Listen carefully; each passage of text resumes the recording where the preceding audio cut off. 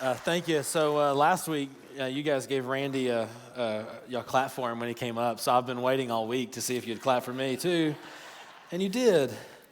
So thank you. So we, it's crazy. We're already talking about camp, which is nuts because it's by far the biggest outreach we do at Stonegate, and I'm on the lead team for the team that plans kids camp, and we've already been meeting for 3 months to plan for kids camp this summer. So it is bearing down on us. If you're new here, then you just got to know that starting about this time, we talk about camp at some point every single Sunday because we just put so much effort and energy into it. We take as many kids as possible to camp because we've just seen so much fruit. God's blessed it. So anyways, we're excited to be able to be a part of that. And it's a really cool gift to be able to bless someone else and send their kids to camp. So we would love for you to participate in that if you would like. So Randy was correct. We're going to start a new series called The Gift this morning. And the reason we're going to start this series is because, one, Jesus is the greatest gift ever given in the history of the world. But also, during this time, it's Christmas season, and now we're officially past Thanksgiving. So I know we've been making some announcements about Christmas, but some people, they're very protective of Thanksgiving, and they don't want to do anything Christmas related whatsoever until after Thanksgiving, post-Thanksgiving. Does anybody fall in that camp? I think I've asked you this before. My family is opposite. My wife, she's already got multiple trees up. 3 trees to be exact. So we've got multiple trees up, and they were up long before Thanksgiving Thursday. So we're on the opposite side. But now that Thanksgiving is through, it's official. It's that time of year, and we get to start celebrating Christmas. But if you ask any kid, what is the greatest part of Christmas? What response are you going to get overwhelmingly? The gifts. Kids love presents. They love gifts. And as you get older, and you ask an older audience, what's your favorite part of Christmas? You're probably going to get a different response, but I can remember being a kid and just loving getting gifts. I loved Christmas morning. The tradition that we had at our family is our family would line up. We'd wake up way earlier than normal, and we'd line up in the hallway, and my dad would have a sheet hanging in the hallway, blocking us off from being able to see the living room. And then once everybody was ready and my mom had her camera ready, he would yank the sheet down and we would run out and all of our Christmas presents would be there. So where some families, they do like one present at a time, our family was Christmas was over in seconds because we ran out and we ripped through the presents and it was done and we were excited to go ahead and start playing. But kids love to give gifts. And as you get older, you start giving your kids presents, and you realize, man, that's a ton of fun as well to allow your kids to get that excited over presents. And then as your kids get older and they start becoming teenagers, and their gifts are so expensive, then you start having to do a little bit of negotiating. Like, yes, we will get that, but it's also going to have to count for Christmas and birthday, and then you're going to have to do some chores on the back end to help cover the cost of that one. So that's the season that our family's in right now, doing some negotiating with our kids as they prepare for Christmas. But anyways, the reason that we wanted to do this series called The Gift is not just because kids love presents, but also, as I mentioned, we want to recognize that Jesus is the greatest gift ever given. And today we're going to read in Matthew 2, and you can go ahead and turn there if you have a Bible, but Matthew 2 tells the story of the wise men. And we always say there's 3 wise men, and we sing songs about we 3 kings, and we have no idea how many wise men came to visit Jesus, but they bring 3 gifts with them: gold, frankincense, and myrrh. Does anybody have any idea what myrrh is? Yeah, me neither until I started researching it, right? So gold, frankincense, and myrrh. And these wise men, however many there were, they come and they bring these gifts to God. And as we were studying as a teaching team, we kind of had this conversation, well, isn't it amazing that these wise men, they bring the gift of gold, and gold is a gift fit for a king. And that's what we're going to study this morning, that Jesus is king. But also frankincense was used at the altar in the sacrificial system. Priests would use frankincense whenever they would sacrifice an animal to help manage the smell. And isn't it interesting that Jesus is the great high priest, and these wise men, they came and they gave a gift of frankincense. And probably they had no idea of the significance of their gifts They probably had no idea, and actually our teaching team got in a really long debate on this exact thing. Did the wise men have any idea of the significance of their gifts? Because myrrh is a paste that comes from the sap of a tree, and it's used for all kinds of things in ancient history. It's used for a ton of different reasons. But one of the reasons that myrrh was used was an ointment to heal. And Jesus, if we look at his life, we look at who Jesus was, he was a healer. So the next 3 weeks, we're going to study these 3 different characteristics of Jesus, that he's our king, he's the great high priest, and he's a healer, not necessarily because we believe the wise men gave these gifts, but because we recognize that God is so big that whether these wise men knew the significance of their gifts or not, these are 3 things that are so true about Jesus, that he is the king, he is the high priest, and he is healer. And then on the 22nd, we'll talk about Jesus as shepherd. So that's where we'll be in this next 4 weeks. But as we transition to Jesus being king, let me ask you this. How many of you woke up really early, about a year ago? It's on a Saturday morning, way earlier than you probably normally do on a Saturday morning, or at least earlier than I do, and watch the royal wedding. Did anybody get up early and watch the royal wedding? Handful of you. So I did not. So I guess that means who did not watch the royal wedding? Is that everybody else? And there's a lot of you that didn't participate. I see that, but that's okay. So here's the thing about royalty. It's amazing. Even in America, the royal family, it just demands so much attention. Whenever the royal family does something, it almost takes over the news cycle. You can't hardly turn on the news or turn on the TV without hearing something about the royal family. And last November, it was the royal wedding and how this prince was going to marry his princess. And it almost draws people in. And that's one response that people gave to the royal wedding. They planned their week around it. And they made British desserts so that they could get up real early and watch it and not have any distractions. That's one response. The other response is just not interest whatsoever. And I'm not saying one is right or wrong. It's kind of a silly little story to get us into what we're going to talk about today. Is we're going to ask the question as we look at Jesus, this newborn king, and we read about him in Matthew 2, the question I want us to ask together is, how will you respond to this king? How will you respond to the news of the birth of Jesus, the King of Kings, the King of the Jews, the King of eternity? How will you respond? How have you responded to this news? So let's look at Matthew chapter 2.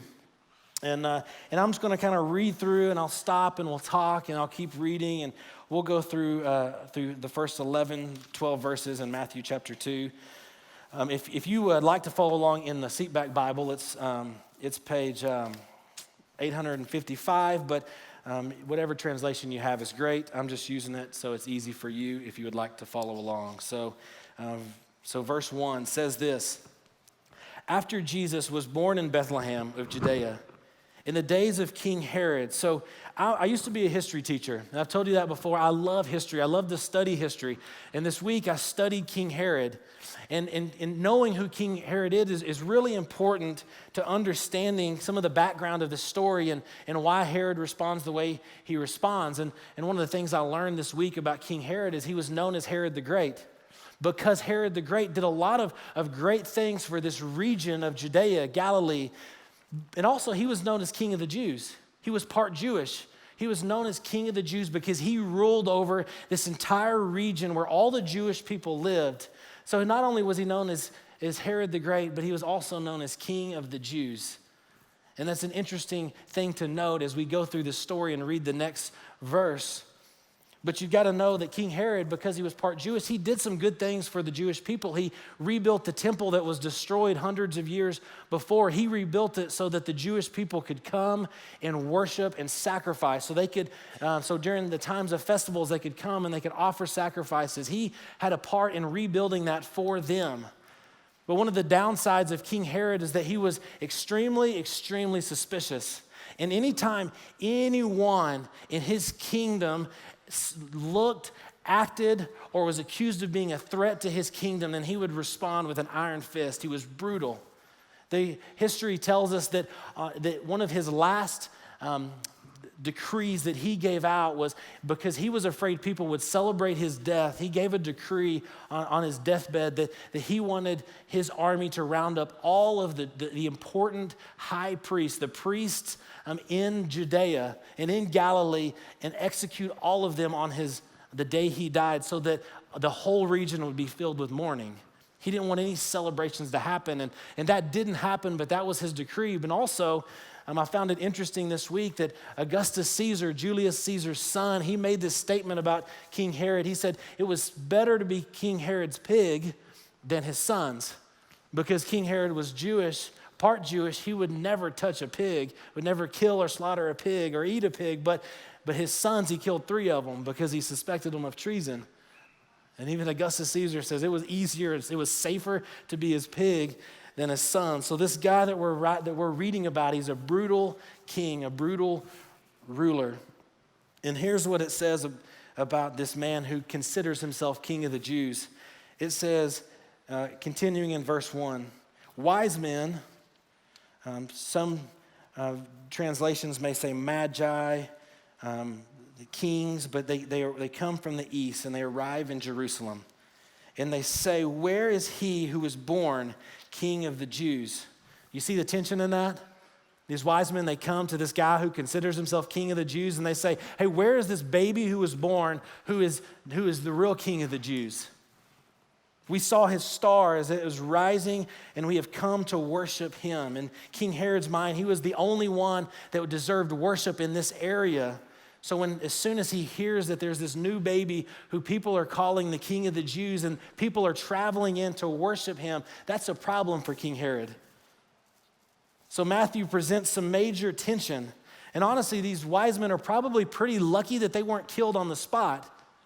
But eventually you can tell they figure out that maybe they've made a mistake by coming to King Herod. And we can guess a few things from this passage. One, these wise men, they must have had enough power and authority or status, and there's maybe a bunch of them, but they were important enough that they would have access to King Herod to have an audience of King Herod to come and ask the question. Because probably it wasn't just anybody that could go talk to King Herod, but these men, they get to go and they get to have an audience with the king, which shows us that they have some sort of power or authority, that they would be respected enough to be able to come and sit before Herod.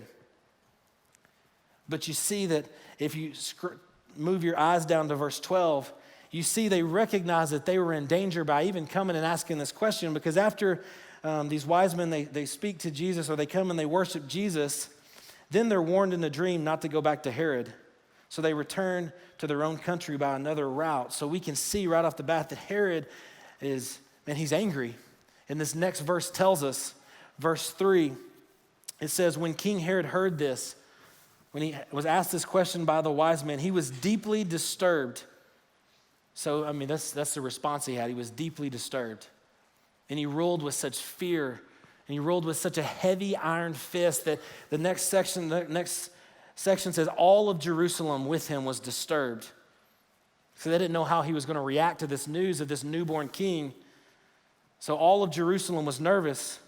So he assembled all the chief priests and the scribes of the people, and he asked them where the Christ would be born. So when he's trying to figure out where is this Messiah, this newborn king, this king of the Jews, when he wants to figure out where he would be, he goes to the religious leaders, the priests, the scribes, and he asks them, hey, where can I find this king? Because probably Herod knew that it was written about in the Old Testament, because Jesus had been written about for thousands of years. He'd been prophesied about, this Messiah that was going to come. And Herod goes to these religious leaders and he says, hey, where is this Messiah going to be? Because he wants to eliminate this potential problem. Because Herod's a pretty typical king. If you look at Herod's life and you read this story, he's pretty typical. Like most other kings, King Herod works to eliminate any threat against his kingdom. He wants to keep outsiders who would be a threat against his kingdom. He wants to keep them out and eliminate any threat. King Herod, like most kings, he rules with fear and he rules with intimidation.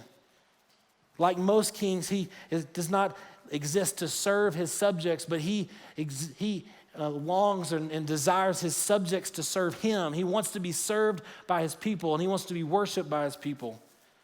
Most kingdoms, as soon as they pass, or most kings, as soon as they pass from the earth, their kingdoms lose power and influence. And someone else comes along and their name may be greater. So most kings, as soon as they pass, they lose all of their influence. Herod is like most kings, but the Christ that these wise men have come to see and come to worship, he's a completely different type of king. This king, Jesus, his reign isn't short-lived. It's eternal. This king, he does not reign with fear and intimidation, but instead he reigns with grace, compassion, mercy, peace, love.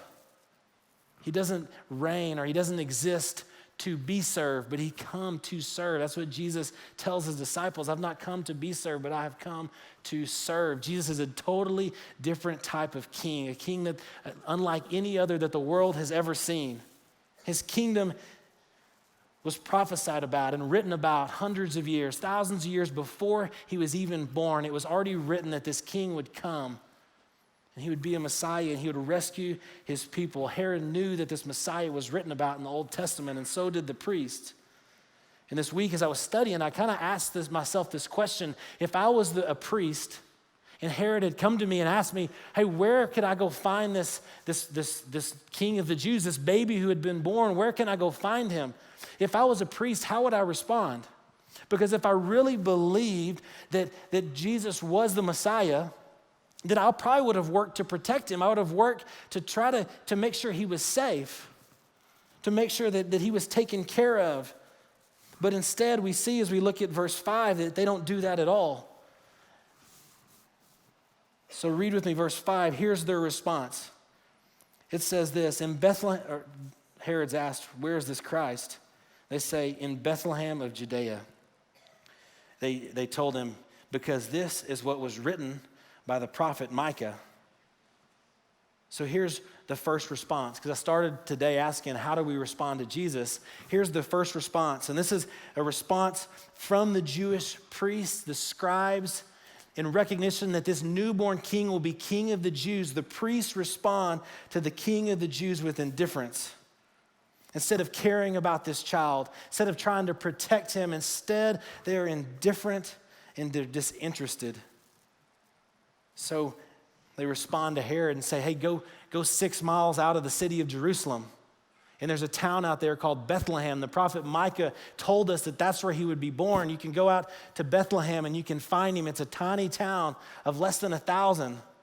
So you can think Gardendale or maybe Goldsmith. That's the size of Bethlehem at the time. And so when they told Herod to go out and find this baby there's probably very few babies the same age, especially baby boys the same age as Jesus. It wouldn't have been that hard for Herod to go and find this baby. Instead of protecting this newborn king of the Jews, they sell him down the river for their own safety, because I read earlier that not only was Herod disturbed by this news of this baby, but also all of Jerusalem. You see, if they would have tried to protect this new baby, it would have been an act of treason. So in this moment, instead of trying to protect the baby, they act in their own self-interest. They're trying to guarantee their security, and they tell Herod exactly where to go to find this baby. And they respond with indifference. If you read back in Isaiah chapter 9, this is a passage that gets read almost every single Christmas. And probably you'll hear it read before we get to December 25th. Isaiah chapter 9, you don't have to turn there because it'll be on the screen. Verse 6, here's what it says. It says, for a child will be born unto us, a son will be given to us, and the government will be on his shoulders. He will be named Wonderful Counselor, Mighty God, Everlasting Father, Prince of Peace. See, Isaiah is writing about this future Messiah. This is what he will be. This is who he will be.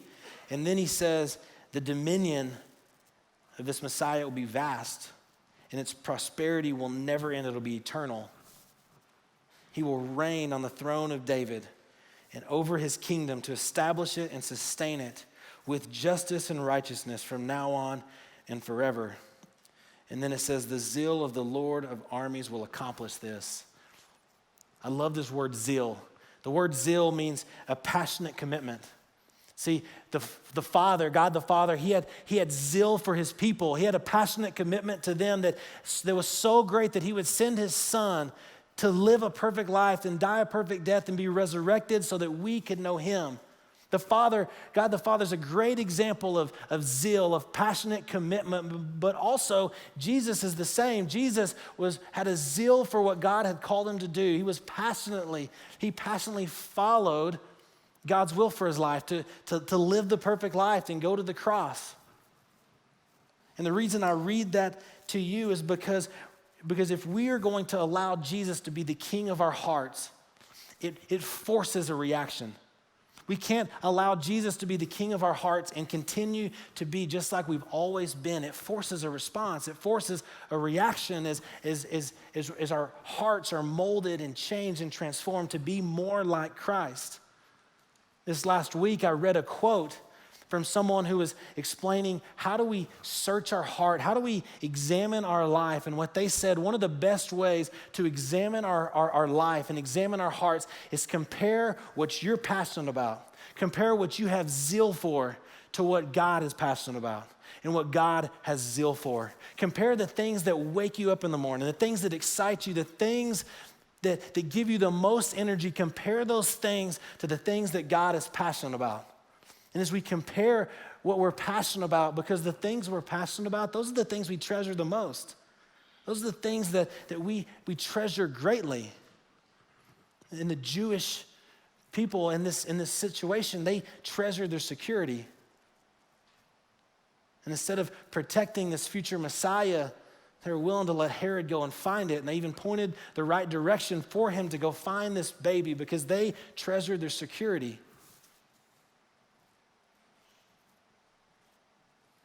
So they could care less about this child. It was because the king they wanted didn't necessarily line up with the king they needed. They needed this Messiah.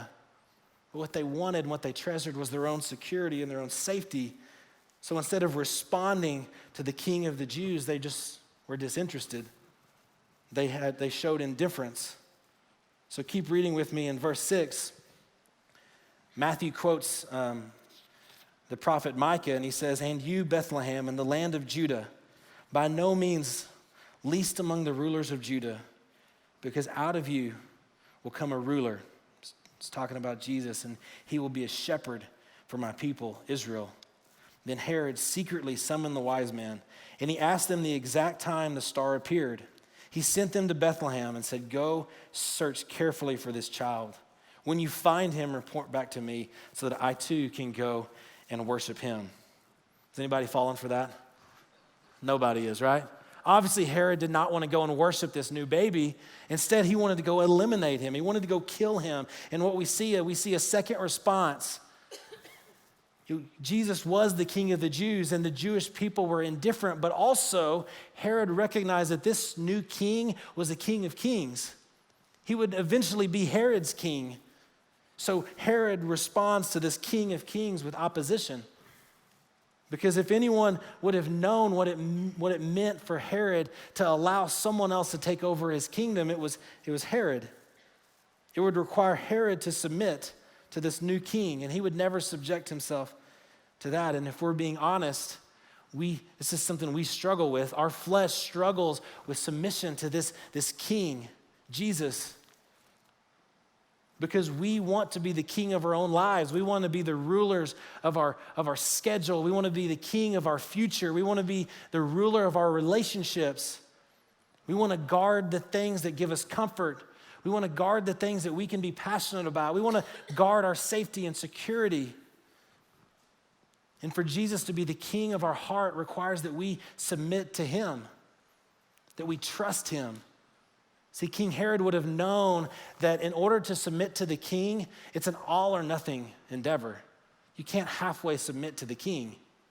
If you're going to submit to the king, you've got to submit all of life to the king. And Herod expected this from his subjects, and he knew this new king would expect it from him. See, we find ourselves struggling with this sometimes because we feel like if I submit everything to God, then who's going to take care of this? If I submit everything to God, then who's gonna manage that? If I submit everything to God, what if he calls me to go live there? What if he calls me outside of my comfort zone? See, this is a struggle we all have if we're being honest, that we are willing to submit most of our lives to God, but there's a struggle that many of us have, myself included, when we see that the expectation to allow Jesus to be our true king is that we submit everything. See, in submission postures our hearts in this place where we trust him. We trust a God that has proven himself faithful and that has been good to us over and over and over, but it is so hard to submit and trust with everything. Am I amongst friends? Do you agree with that? So it's easy for me to read, but it's hard to apply. But here's where Jesus is a better king than what King Herod would be. See, submission to Jesus is not designed to steal our joy. It's not designed to prevent us from doing things that we find value or to prevent us from doing things that we treasure, but instead, submitting to Jesus is actually the path to life. It's the path that leads to life. Jesus teaches that following him, that the yoke is easy, the burden is light.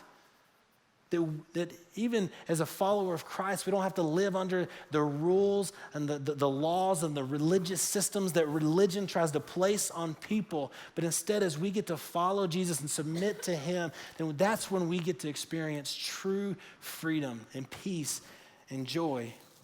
Because when we submit our lives to Jesus, we no longer have to submit to opinions of others. When we submit our life fully to Jesus, we no longer have to submit to the pressure that we place on our own lives. When we submit fully to Jesus, we no longer have to worry about the stresses of life because we know that we have a God that loves us and takes care of us and is so faithful. That doesn't mean that life is always great and grand, but it means that no matter what we walk through, we have a God that we can trust and we can submit to. Verse 9, as we keep reading, it says this: after the king, they went on their way, and it was the star they had seen at its rising. It led them until it came and stopped above the place where the child was. When they saw the star, they were overwhelmed with joy. Entering the house, they saw the child with Mary, his mother, and falling to their knees, they worshiped him. Then they opened their treasure, and they presented him with gifts, gold, frankincense, and myrrh. So who were these wise men? I kind of touched on it briefly at the beginning. These wise men, they were important enough to go and have an audience with the king. And we have no idea how many there were, but most likely they were from Persia. They were Persian astrologers who studied science, and they studied the stars, and they were watching the stars and saw this star out of nowhere appear, and they thought, we need to follow that star. And that's in line with Psalms 19 that says the heavens declared the glory of God. And this is a great example of Psalms 19. The wise men, they saw something in the sky and they went and they followed it, and that led them to Jesus, which is what Psalms 19 promises. But here's the third response we see. Because yes, Jesus was King of the Jews, and he was King of Kings, but also he's King of all nations. And these wise men, they come from Persia, they come from the east, and their response is they worship. You know, one of the things that if you've studied the book of Matthew, one of the things about Matthew is he's writing to a Jewish audience. He's almost every page in the book of Matthew has some sort of reference to the Old Testament. And the stories that Matthew includes in his gospel account of Jesus, a lot of them have some sort of parallel story in the Old Testament. There's so many connections in the book of Matthew to the Old Testament, and it's because Matthew was he was writing to a Jewish audience, and he wanted them to know that this Messiah that you've been waiting for hundreds and hundreds of years, this Messiah you've been waiting for, he is here. And he has lived, and he has died, and he's rose again. That's Matthew's intention, and so many of his stories are connected to the Old Testament. But this week, as I was studying, I realized that there's no prophecy about these wise men. There's no connection that I can find, and maybe someone in here smarter than me, that maybe there is a connection to the Old Testament with these wise men coming to worship Jesus, but I couldn't find one. And the more I read about it, the more I thought about it, what I feel like one lesson we can take from Matthew, including this little detail about these wise men coming and giving a gift, is that they weren't God's chosen children. They were Gentiles. That's why I put that Jesus was the king of all nations. He was the king of all nations. These men, they traveled a long distance, and they traveled long hours to get to this Jesus, to worship him, and that's what they do. And it becomes a beautiful picture of these foreign dignitaries, or these men that were important in a far-off land, and they come and they find Jesus and they fall to their knees and they pay homage to this child who lived in an ordinary home, in an ordinary family, in an ordinary village. But the kid, this future king, he would not be ordinary, because he would be God's son. God would send him to earth so that we can know God. And he would be the greatest gift ever given. And the world will never be the same, because you and I get to look at the rest of the story. We don't just have to stop in Matthew 2. We can read the rest of the story and we can see what else Jesus does. And we also see that he's the king of eternity. And if he's the king of eternity, and that's what we read in Isaiah chapter 9, that his dominion will be vast and its prosperity will never end. Jesus' kingdom never ends. Hebrews tells us that Jesus is at the right hand of the Father. He's sitting on the throne right now. His kingdom will never end. And if his kingdom is eternity, then he's also the king of the right now. He's the king of the right now. So the question that we've got to ask this morning is, how will you respond to this child who was born? And we get to celebrate him in the month of December. But how will you respond? I will tell you that the result of passion and zeal to follow God, whenever we have a passionate commitment to follow God, what the result is of that every time is worship. Whenever we live our lives fully submitted to him, the result of that is worship. Worship is not just singing songs. So where the Jewish priests, they responded to Jesus with indifference, and King Herod responded with opposition. You see, in these wise men, they responded with worship.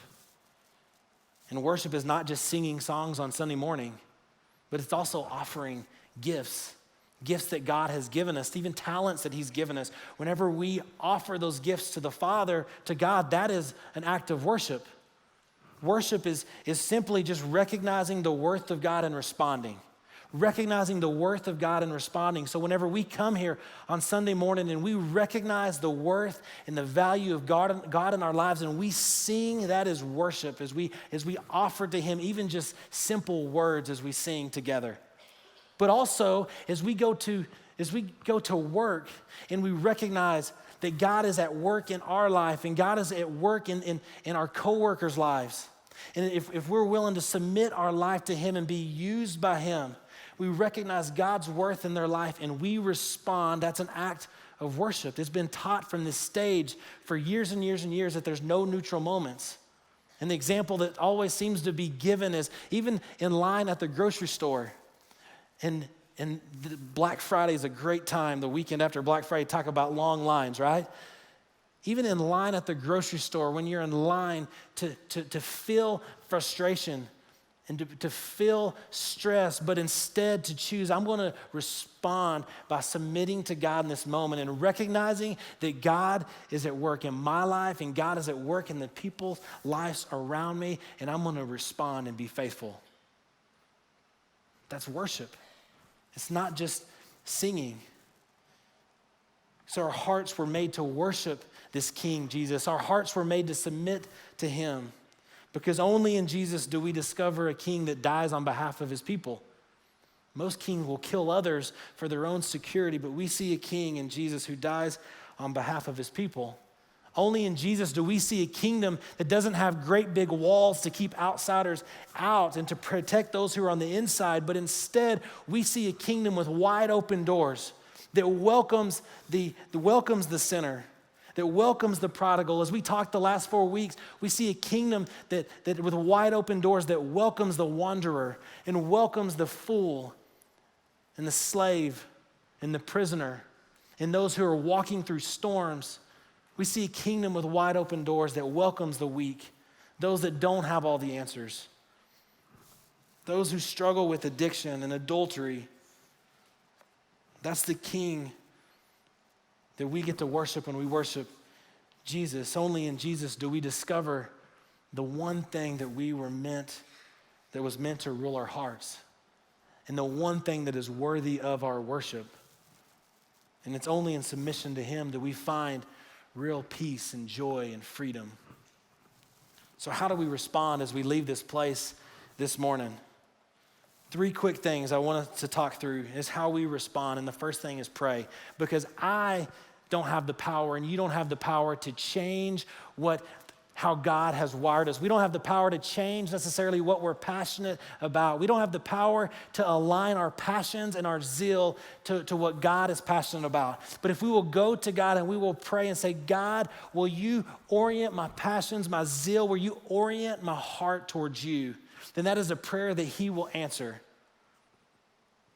And as we ask God to change our hearts to look more like him, we can read about it in Romans chapter 12, verse 1 and 2. Here's what it says. It says, therefore, brothers and sisters, in view of the mercies of God, I urge you, and describes worship. It says, present your bodies as a living sacrifice, holy and pleasing to God. When we recognize God's at work, we recognize his worth and we respond, that is true worship. Verse 2 says, do not be conformed to this age, but be transformed by the renewing of your mind, so that you may discern what is good, pleasing, and the perfect will of God. So for our hearts to be aligned with God's, we can't do it ourselves. We need to go to God and we need to ask him, and maybe we even need to beg him, God, would you please be so gracious to change my heart and orient my heart to be passionate about the things that you're passionate about people, about righteousness. And then secondly, we've got to submit our life to him, all of our life. We've got to submit all of our life to him. But if I just stood here this morning and told you submit your life to him, it would be a task that would be too great for you to do on your own. So it starts with praying to God, orient my heart. And as God starts changing your heart, then you submit to him, you trust him. You trust a God that is so faithful and has proven himself faithful over and over and over again. One of our mission partners, his name's Brett. He's a church planner in Canada.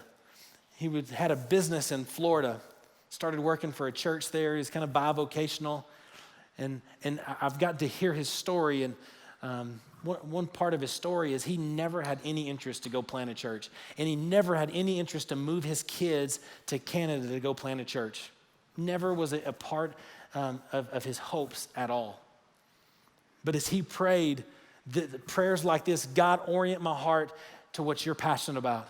God, make my passions the same as your passions. As he prayed prayers like that, and as he started submitting his will to God, what happened in Brett's heart is instead of being fearful of an extreme act, and maybe one time felt extreme to, man, if I submit everything, then what if God calls me to go to a foreign land and start a church? At one time, that was scary and extreme for him, but as God started changing his heart, and as he read in Romans 12:2, transforming and renewing his mind, he got to this place where that's what he wanted to do more than anything else in the world.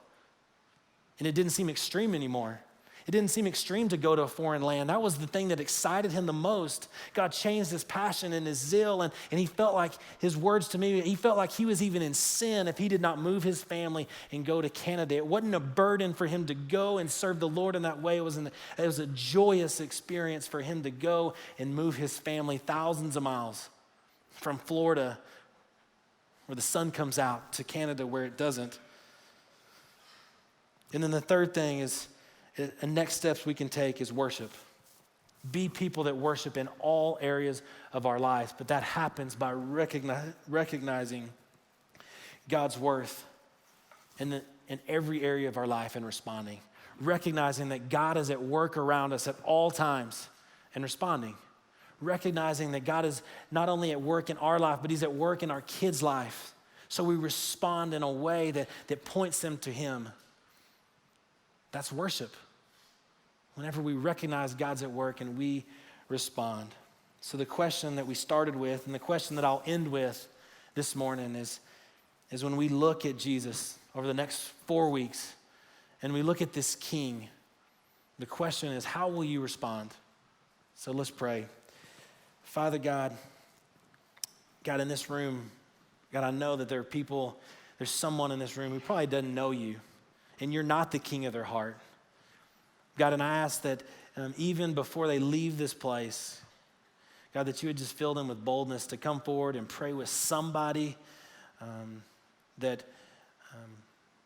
could share with them how good you are, and that you're trustworthy and you're faithful, and that we can submit our life to you. We can trust you. We can submit our life to you, God, and that you will answer that prayer, that you will change our passions and you will change the things we long for to match up with yours.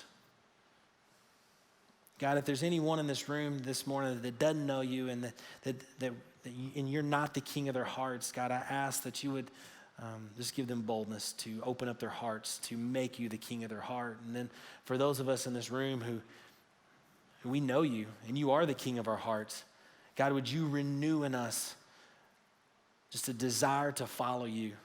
Would you transform our heart and renew our mind, just like it says in Romans 12:2, that we would be a people that are passionate about following you, God. God, you've proven to us over and over again how faithful you are, so help us to trust you. Help us to submit all of our life to you with no fear, because we know that you're a good God and you long for our goodness. I thank you for your son, Jesus, greatest gift this world's ever seen or known. It's in your name we pray, amen. Hey, as always, we'll have people down front that would love to pray for you. If you would like someone to pray with you, then there'll be someone down front. Hope you have a great day. Thanks for being here. See you next week.